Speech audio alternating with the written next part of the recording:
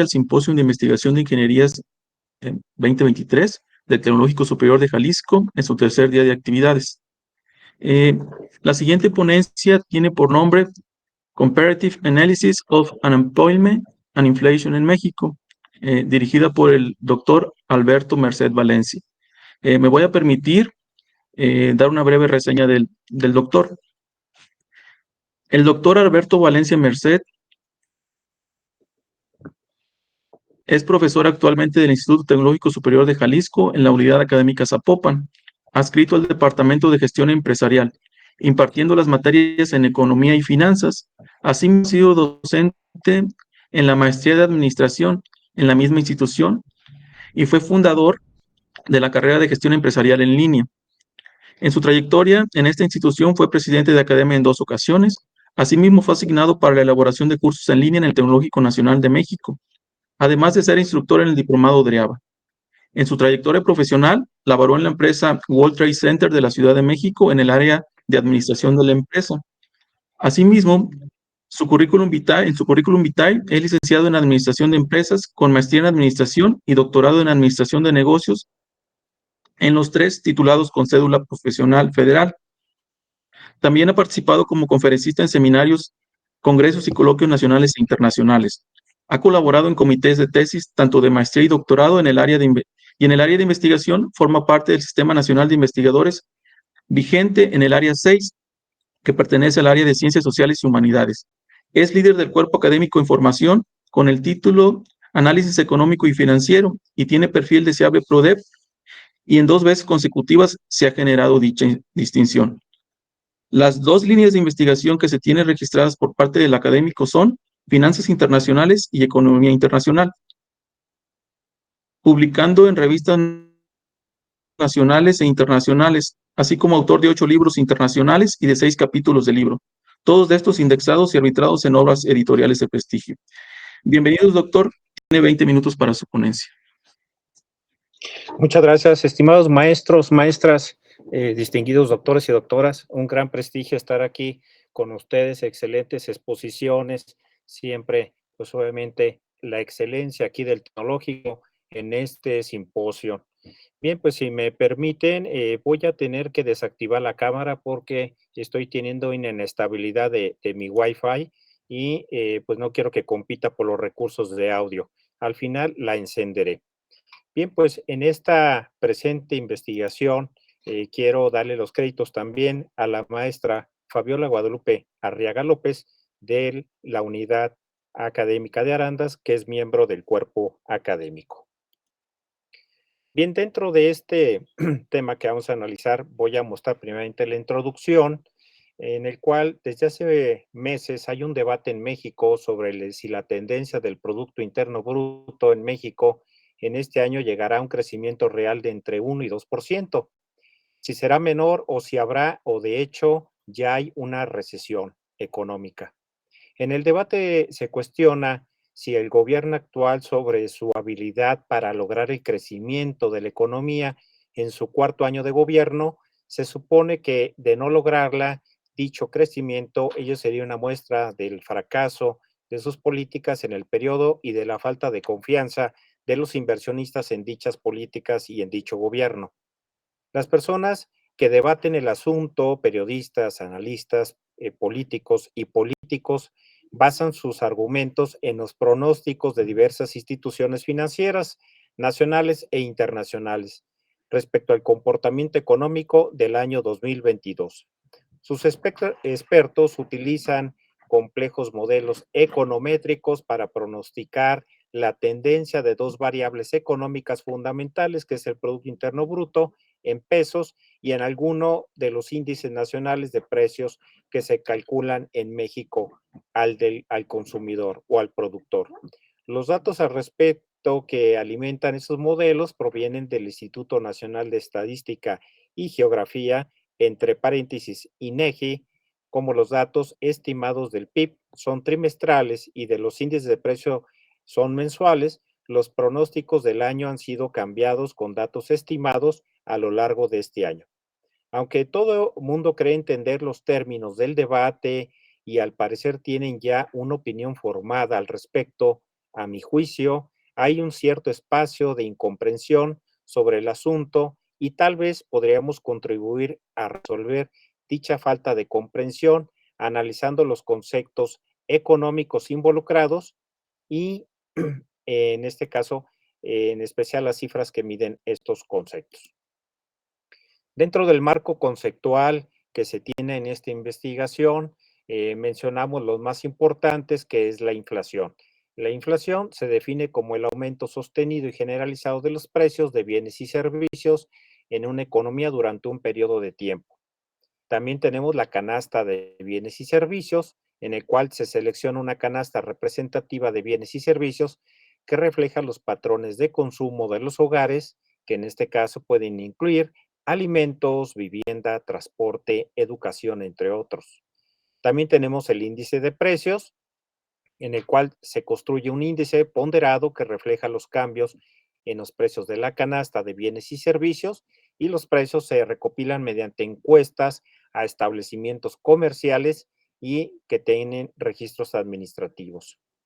Por lo tanto, el índice de precios al consumidor, por sus siglas en español, que le conocemos como el IPC, es el indicador más común utilizado para medir la inflación y representa el promedio ponderado de los cambios de precios en la canasta de bienes y servicios a lo largo del tiempo. Y la variable 2 de esta investigación es el desempleo. El desempleo se refiere a la situación en la que las personas en edad de trabajar no tienen un empleo remunerado, pero están buscando activamente trabajo. En estas podemos encontrar la población en edad de trabajar, que se define, en este caso, generalmente entre 15 y 64 años, aunque puede variar según el país analizado. También tenemos la fuerza laboral, que se identifica, que comprende a las personas empleadas y desempleadas que están buscando activamente empleo. Aquellas personas que no están buscando trabajo se excluyen de la fuerza laboral. Otra variable es la tasa de desempleo, en el cual se calcula la tasa de desempleo dividiendo el número de personas desempleadas por la fuerza laboral y multiplicando el resultado por 100 para obtener un porcentaje. La tasa de desempleo proporciona una medida de desempleo en relación a la fuerza laboral. Y todo esto es medido a través de encuestas a hogares o empresas y se lleva a cabo, en este caso, para recuperar los datos del estado laboral de las personas, como el empleo, el desempleo, la inactividad laboral y las características demográficas de cada una de ellas. Bien, ahora una vez que tenemos definido el marco conceptual, pasamos a la metodología. La metodología empleada en esta investigación es, en este caso, la medición de la inflación, en el cual se utilizó el índice de precios al consumidor y también el índice de precios al productor. Este segundo mide los cambios en los precios de los bienes y servicios producidos por las empresas en el país y proporciona una perspectiva de los cambios de precios desde la perspectiva de los productores ante los bienes que llegan al consumidor final.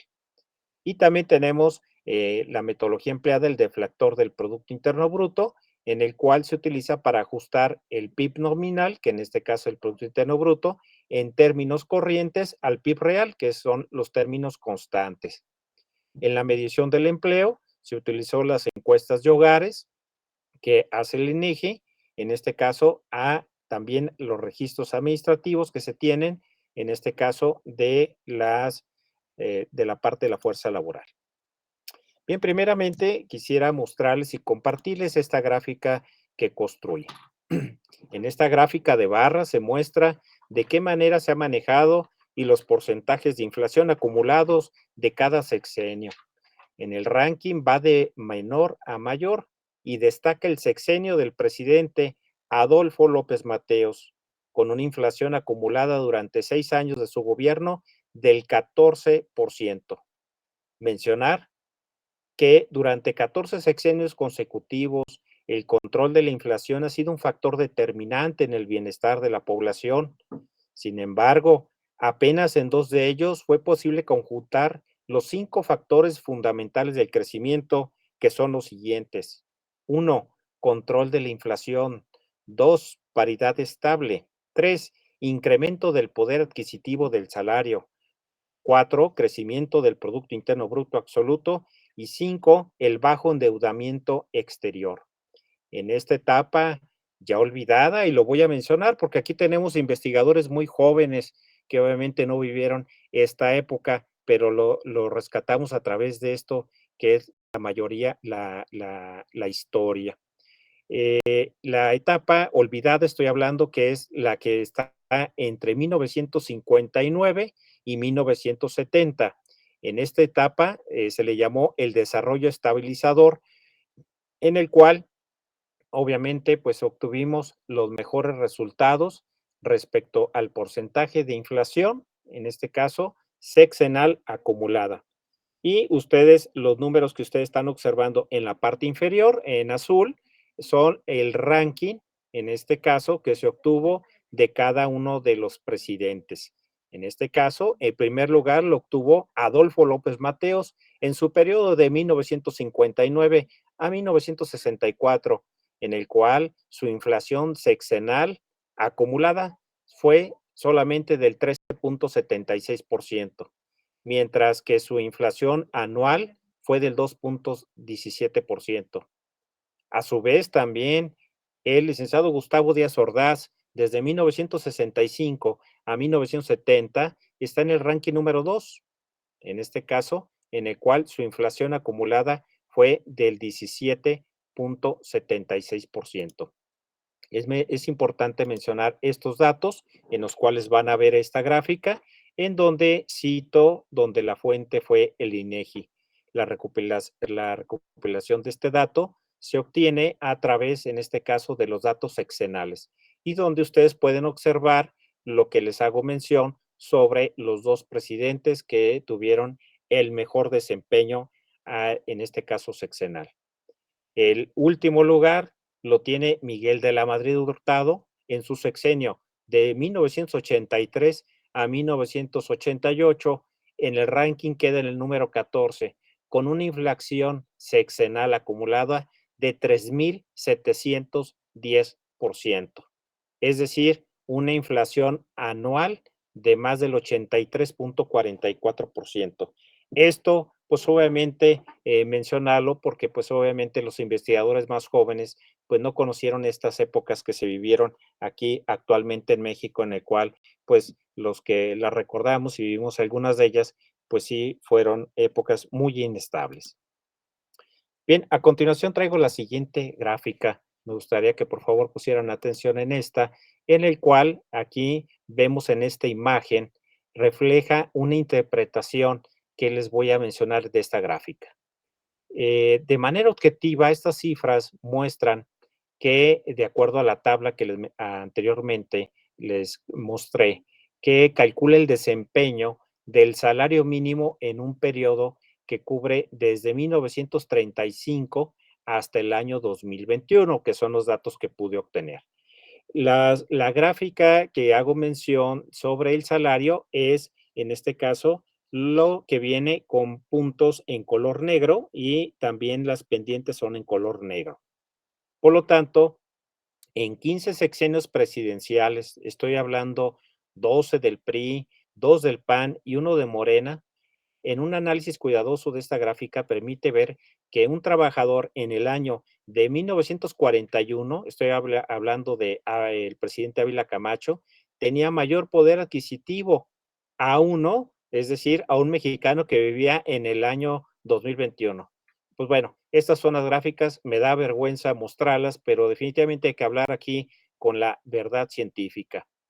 También mencionar que en la Segunda Guerra Mundial y en la crisis de 1949, durante el gobierno de Miguel Alemán, hicieron bajar el poder adquisitivo del salario mínimo a niveles menores que la de hoy.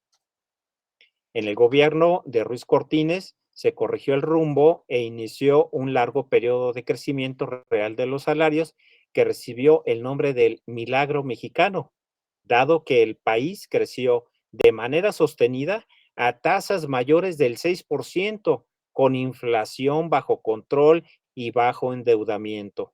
Después de Adolfo Ruiz Cortines, siguieron Adolfo López Mateos y Gustavo Díaz Ordaz, artífices de este largo periodo de bonanza económica reconocida como el milagro mexicano. A partir de 1972 Es clara el alza ficticia de los salarios en el periodo de Luis Echeverría, donde hay una inflación descontrolada, para después observar la caída brutal y sin control durante 4 sexenios consecutivos. Estoy hablando de López Portillo, de La Madrid, Salinas de Gortari y Cedillo Ponce de León. Gobiernos del PAN lograron controlar la inflación, pero olvidaron que debieron privilegiar el incremento real del salario, ligeramente por arriba de la inflación cada año durante las negociaciones obrero-patronales, en los cuales algunos de ustedes investigadores se han de acordar, por ejemplo, la CTM, en el cual había un gran líder que duró más de 30 años, en este caso siendo líder de este tipo de gremios. Por lo tanto, el comportamiento del salario mínimo se refleja en otros extractos salariales de la misma forma mostrada, y lo que tenemos hoy son niveles salariales estancados, a lo mejor diría yo, por más de 18 años.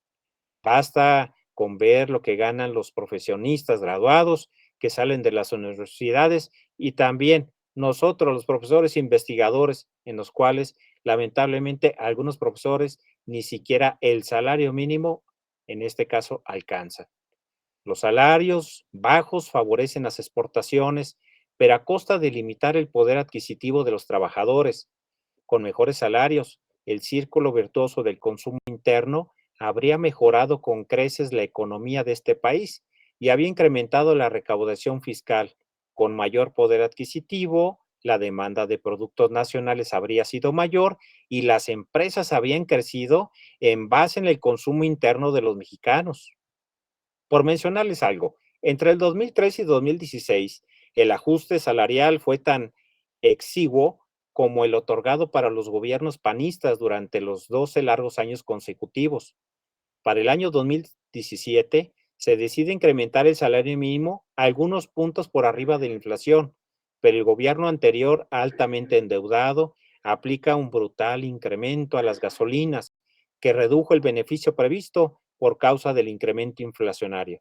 Para 2018, nuevamente el incremento del salario fue del orden del 10%, y como el incremento inflacionario logró controlarse y cerró en 4.83, hubo nuevamente un pequeño incremento al poder adquisitivo, tal como ustedes lo están viendo en la gráfica.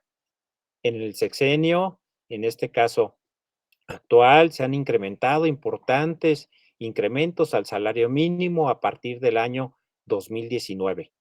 Mas, sin embargo, hoy en el 2023, con el incremento que hubo a la alza, produjo apenas una mínima recuperación del poder adquisitivo. Claro, esto comparándolo con los salarios equivalentes en anteriores épocas.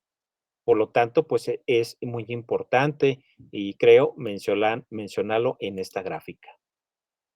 Dentro de lo que viene siendo la evolución del salario en esta gráfica que ustedes ven a continuación, en el cual lo obtuve a través de la Comisión Nacional de los Salarios Mínimos, mencionar que de manera importante, hoy en día el salario 2023 en México equivale a 207 pesos con 45 centavos. Es decir, en este caso, pasó en 5 años de cuando llegó Andrés Manuel López Obrador de 88 pesos con 36 centavos a 207 pesos con 45 pesos diarios en 5 años. La única región que contempla un salario mínimo distinto a la zona es la zona libre de la frontera norte, donde el monto es de 312 pesos al día. Considerando un mes laboral de 30 días en México, el salario mínimo podría ser de hasta 9,360 pesos mensuales en la zona libre de la frontera norte y solamente de 6,210 pesos mensuales en el resto del país. Pues esta es parte de esta triste realidad, donde la fuente de elaboración fue datos del INEGI y del Banco de México. A continuación, vamos a presentar en la siguiente gráfica una gráfica en el cual nos habla sobre los salarios mínimos en Latinoamérica en el año 2023. Permítanme mencionar algo importante. Los trabajadores en América Latina, en este nuevo año, estoy hablando 2023, trae consigo un reajuste del salario mínimo legal. En el caso de México, que a pesar de contar con un incremento del 20% del salario mínimo a partir de enero, este representa casi la mitad del ingreso nominal garantizado por ley. Por ejemplo, en Costa Rica, en diciembre del 2022, el gobierno de Andrés Manuel López Obrador anunció que el salario mínimo aumentaría de 172 pesos con 87 centavos a 207 pesos con 44 pesos mexicanos por día, lo que equivale a unos 325 dólares estadounidenses por mes, calculado a un precio, un tipo de cambio de 19.25. Todo esto son estimaciones que obtuve a través de Bloomberg, basadas en cotizaciones del 28 de diciembre del año 2022. En cambio, el gobierno de Brasil hizo lo propio aumentando el salario mínimo un 9% hasta alcanzar los 1.320 reales, equivalentes a 250 dólares. A pesar de este incremento, el ingreso mínimo legal de un trabajador brasileño sigue siendo uno de los más bajos de la región. De los países que ustedes ven en esta gráfica, Costa Rica cuenta con el salario mínimo más alto, que totaliza un total de 603 dólares por mes en enero del 2023. Otro de los países latinoamericanos que garantizan el nivel de ingresos relativamente altos son los trabajadores, en este caso de Uruguay, cuyo salario mínimo supera los 21,100 pesos uruguayos, es decir, algo es equivalente a 540 dólares por mes. Y Chile alcanza los 410,000 pesos chilenos, alrededor de 475 dólares mensuales. En Colombia rige el piso salarial de 1,160,000 pesos colombianos, lo que equivale a 242 dólares, mientras que en Argentina la conversión del salario mínimo de 65.42 pesos argentinos a la moneda estadounidense arroja solamente 189 dólares. Claro está que esta gráfica se basa en valores nominales, es decir, no ajustados en función del poder de compra ni el costo de vida en cada economía. Por lo tanto, la comparación puede parecer muchas veces injusta. Aún así, esta región del mundo destaca Venezuela por su extrema diferencia con el resto, ya que su salario mínimo equivale solamente a 130 bolívares fuertes, equivalentes a unos 8 dólares mensuales. Triste realidad que se menciona en esta gráfica. También vale hacer mención sobre la canasta básica cubierta con este salario en México.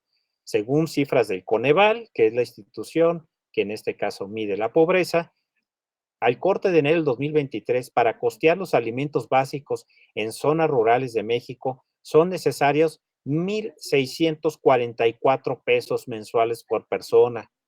En las zonas urbanas, el monto alcanza hasta 2,144 pesos. Por lo tanto, una familia de 4 personas que reside en la zona metropolitana de Guadalajara, por ejemplo, necesitaría un ingreso total de 8,576 pesos al mes solo para costear la alimentación de sus integrantes. Ejemplo, otro es Chucandiro, en una zona rural de Michoacán. Otra familia también de 4 integrantes requiere, en este caso, de 6,576 pesos mensuales solo para pagar la comida del hogar. Y claro, pues aquí posiblemente en esta canasta no se encuentran otros gastos que sí realizamos los mexicanos, que es transporte y gastos, en este caso, de conexión que tenemos en nuestras casas. Continuando en este análisis, vamos a pasar ahora a la situación del empleo nacional. En esta, el total de trabajadores que vemos aquí lo dividí en mujeres y hombres, en el cual, si ustedes fijan su atención en la gráfica donde dice variación porcentual mensual, obtenemos que para febrero del 2022 respecto a febrero del 2021, había 1,6 más empleo en mujeres y solamente en hombres había el 0,5%. Es decir, estamos hablando del 0.9% la situación total de trabajadores que en este caso elaboró con datos del INEGI.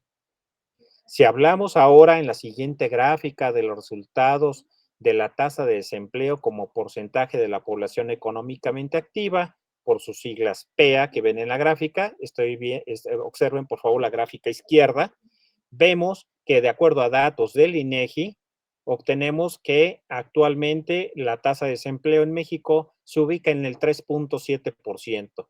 Si ustedes ven el histórico en la gráfica y la pendiente que ustedes observan, actualmente en México nuestra tasa de desempleo va desde el 3.4% al 4%. Es decir, es una tendencia del ciclo. Pero si la comparamos con la tasa que tienen del lado derecho, que me gustaría que la observaran, tenemos una tasa de informalidad laboral como porcentaje de la población económicamente activa, en el cual observamos que sigue la tendencia, en este caso de ciclo, a tener una fuerte informalidad que va a más del 50% de la población económicamente activa. Un lastre en Latinoamérica en el cual pues los países seguimos obviamente con esta problemática en el cual se ha analizado en diferentes ámbitos.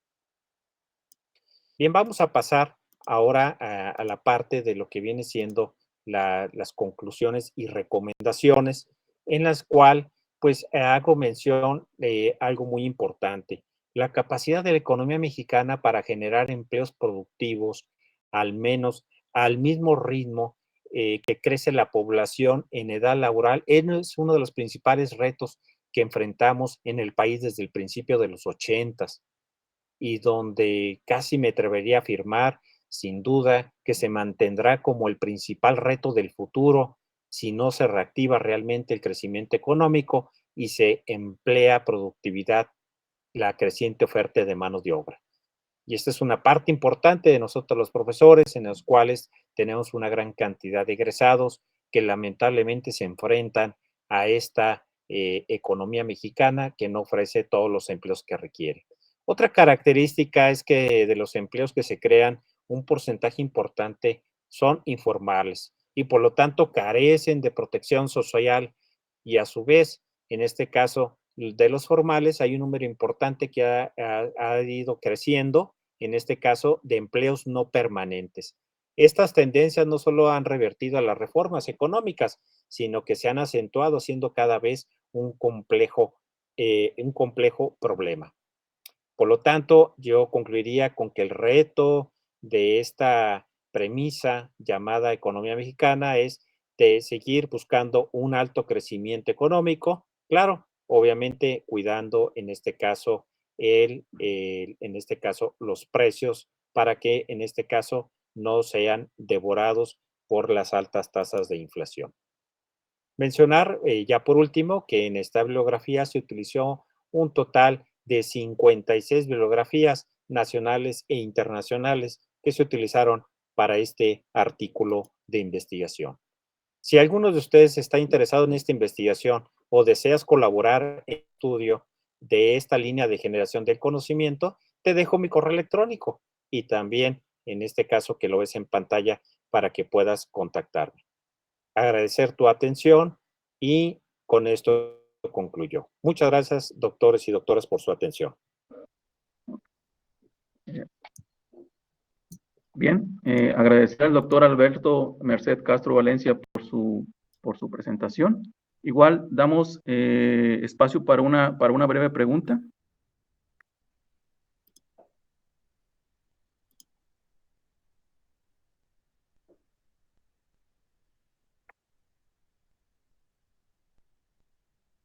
¿Alguna pregunta?